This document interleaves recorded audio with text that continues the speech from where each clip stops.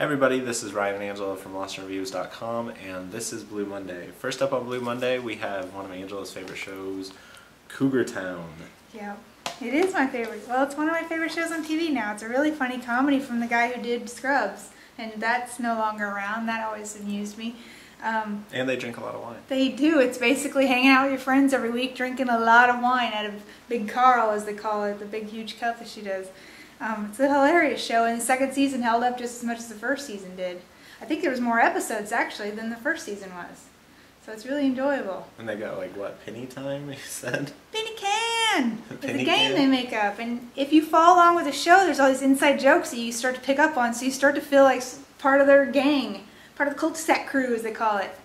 And you get to follow along with their little jokes. They'll just throw something in there in the middle of a show that you would only get if you'd seen an episode, 6 weeks ago or something. So the show's definitely worth rewatching. Yes, I've watched, like, every time they replay it on TV, I'm watching it, so I'm definitely keeping this and watching this over and over again.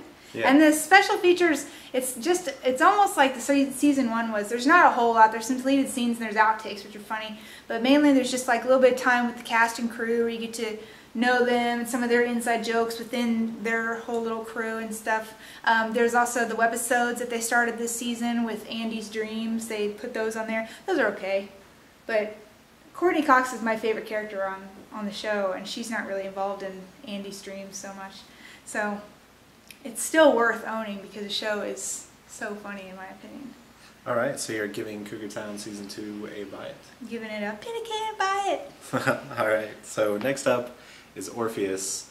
This is a movie under the Criterion release that I think that you would love because you're into a whole bunch of that trippy kind of psychedelic movies, and that's exactly what this is. A man, he loses his wife and has to travel back into the nether realm, so to speak. Time travel? No, he goes to hell, basically. Oh, okay. And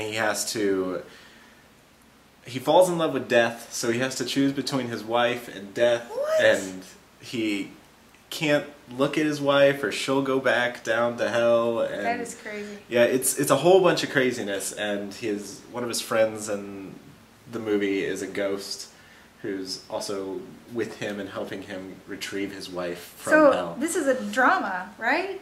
Or does it have like dark comedy in it? Yeah, sometimes it's funny. But what makes this so great is the special effects. It's stuff that even today I think looks really good. They're more practical because it's an older film. They had they had to come up with stuff then instead of CGI. Yeah, so say Orpheus is putting on is that the character's name? Yeah, he's putting on gloves. And instead of shooting it like traditionally showing him put on gloves, they shot it in reverse. So it looks really, really insane, and like a mirror will break, but it'll be in reverse. And that makes me think of like how Shutter Island did like subtle little things. Martin Scorsese did little like the cigarette going backwards into his lung. That's cool. I like that. Yeah, no, it's very cool. Like when death comes to get them, she revives kind of the body. But all it is a shot in reverse of them falling back. Oh, cool. So when they play it, it's them rising from the floor up. But things shot in reverse, they don't look natural. So it's very, very cool. This movie is really, really cool. And you said it's foreign, right? Yes. Is there any good special features? Yeah, there's a whole bunch of stuff. I mean, it's Criterion, it's packed with stuff. Nothing with the director, but they go back and they talk with like the videographer and stuff like that to find out how they made the film and all the special things about it. It's very, very, very cool.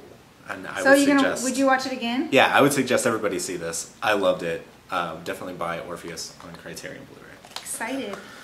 Okay, so next up we have If. Another Criterion. Yes, with Malcolm McDowell. Yeah, guy who starred in Clockwork Orange, if you didn't recognize him. Yes, but this was before Clockwork Orange, and just as much anarchy going on in If, which is very, very cool. I'm into these anti-establishment and anarchy films. So what's the general story then? Well, he's a schoolboy that's going to this preparatory college. It's British, so I think this is just the way schools are over there.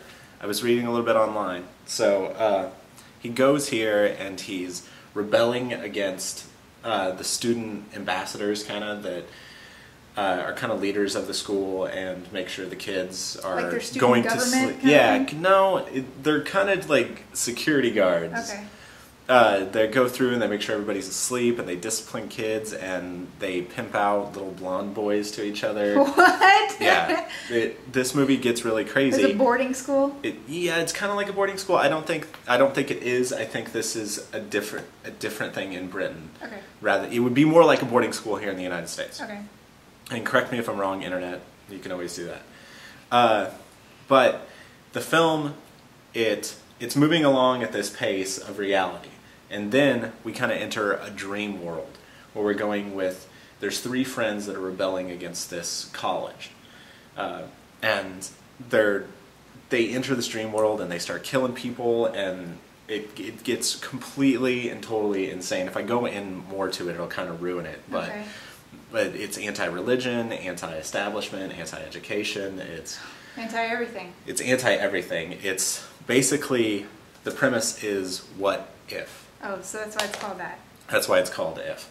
Oh, okay. And then it's packed with so many special features. They go back with the cast, the crew, everybody but the director again. But they go back through, but there are older special features that feature the director and stuff. But definitely there's a commentary that has the director on it. Cool. Definitely check out If. I'm still not quite sure what I think of this, so I'm going to give it a rent it. You're not sure if you liked it enough? I'm not. No, I'm not sure if everything that happened was as monumental to me as it is to some people out there. The film is shot in color and black and white, but the reason why they shot in black and white because they didn't have enough money to shoot some of the scenes in color. It's no real big reason. There's no monumental reason why they shot in black and white. Does it work though when it switches? No, that annoyed me. Okay. It completely and totally annoyed me. So it was actually because I was looking they for had the no meaning money in it. to do it. Yeah, I was looking for the meaning in it, and then So of course distracting? with the internet. Yeah. Okay. Well, yeah, because I was searching for the meaning of this black and white the entire movie, and with no explanation of it, it really frustrated me. When I'm a very kind of intellectual movie watcher. I look Everything for, has to have a reason. Yeah, I look for little small things that should have a reason, and then I read on the internet and I found out that it was just for money. That drove me crazy a little That's bit. funny. But we got a ton of movies, so we got to move ahead. Next up on Blu-ray, I have The Perfect Host. This looks interesting. This looks like American Psycho-esque.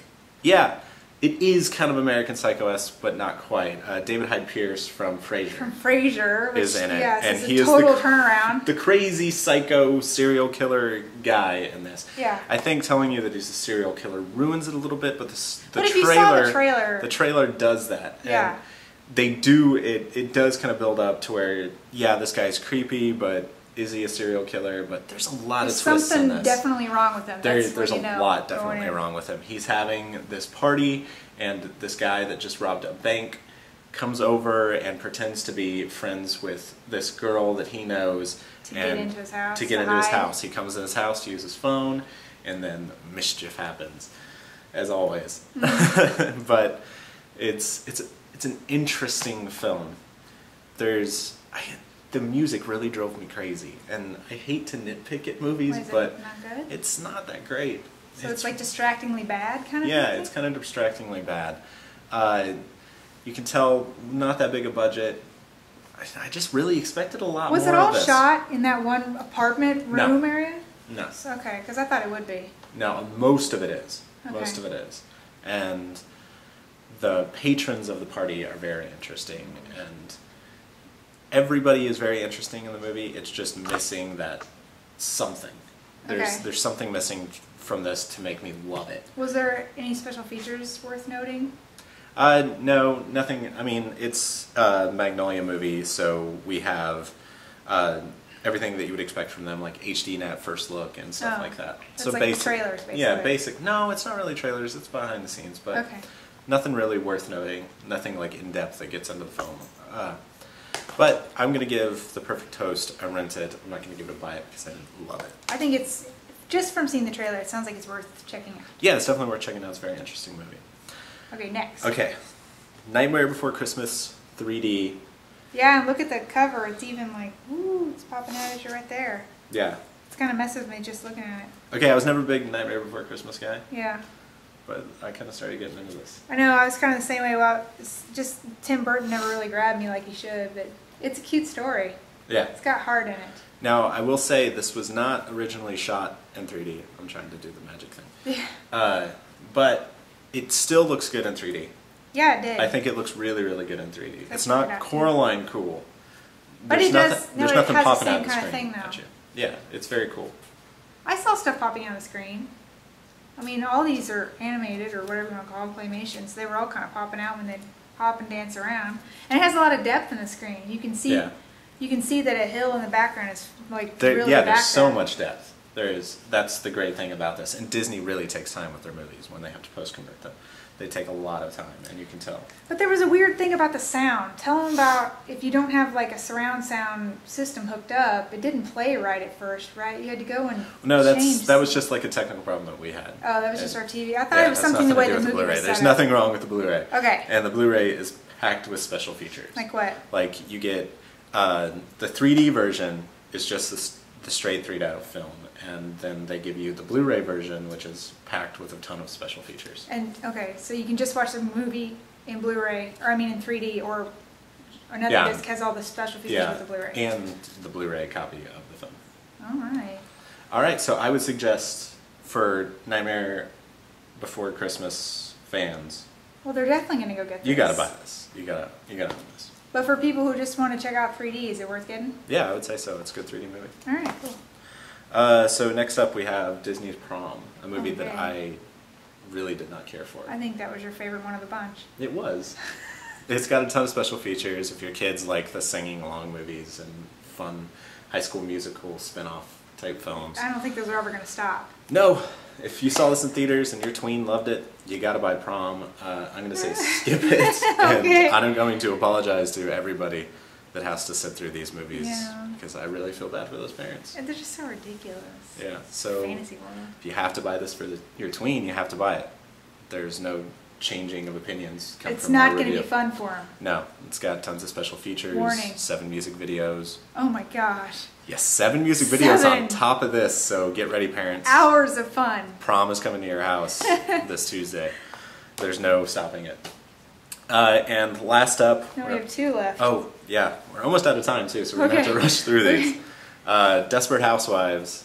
ABC show that will never end. It won't. Sorry, I'm just not a fan. I know a lot of women like this show, and I don't know, I guess it's because it's these pretty women that go and take charge of their lives and kill each other with, I don't know. It just seems so dumb to me. I know, 7 seasons in. Can we stop it since we have Real Housewives? Can't people just not like go that's to that? any better. Oh, no, I'm not saying it's any better, but I'm saying we have that to kind of replace Desperate Housewives. I think if I had to choose one, I'd choose the ABC version because at least it's scripted. Yeah. Well, the other one's probably scripted too, but... Desperate Housewives, if you're into it, you're They're going to buy... adding more characters too. Yeah. Ugly Betty ended and they just took their people from them and put it on the show. But it's got special features. If you love the show, if you're collecting them from season 1 to season 7, you're going to buy this. I would suggest all others just skip Desperate Housewives. Dude, this is not a show you need to start from the beginning and watch. Time. No way. Go watch another ABC show. Check out Lost if you've... Check out Cougar Town. Yeah, check out Cougars out. All right, and last up I have Bangkok Knockout, BKO. Okay. Foreign movie, I guess? Yeah, foreign movie.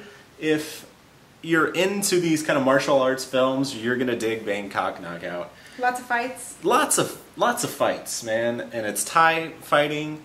Okay. So a lot of very interesting fights. A lot of skills going on there. Yeah, tons of skills going on here. Is there a story to go along with it? Well, of course there's a story. They made a movie.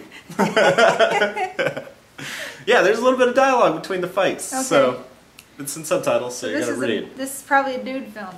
This is very much a dude film. Okay. Boner film, I guess. It's got some special features, got some making of, nothing really more than that there. If you're into these kung fu kind of Thai boxing films, Angela loves them. Then you definitely have to check this out. But that is all the time we have on this week's Blu Monday. We talk too much. Yeah, you talk too much about Cougar Town. We'll see you next week. Bye.